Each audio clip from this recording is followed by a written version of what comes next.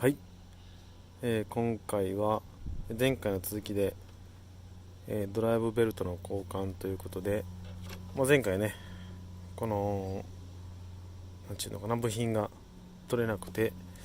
終わってしまったんで、今回はこれをね、ずん切りボルト、全ネジですね、これを使っこれとこの針金ですね、 IV を使って、これを取り外していってみたいと思います。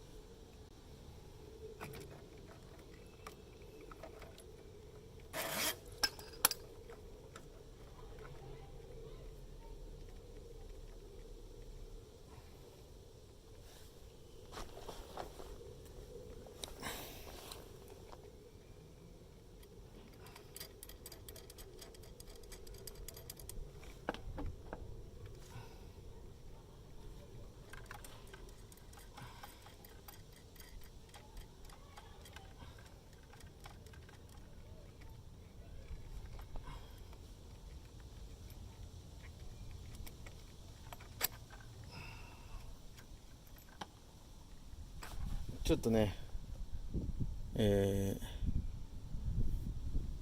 これずん切り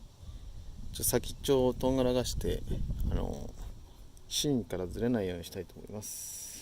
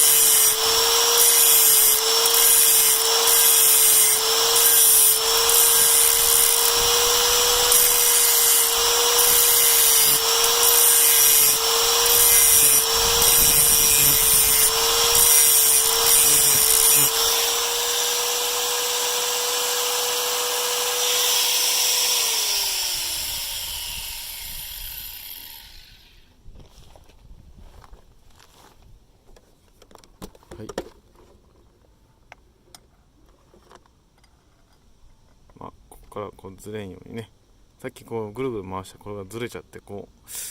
非常にやりにくかったんで、これでちょっとやってみたいと思います。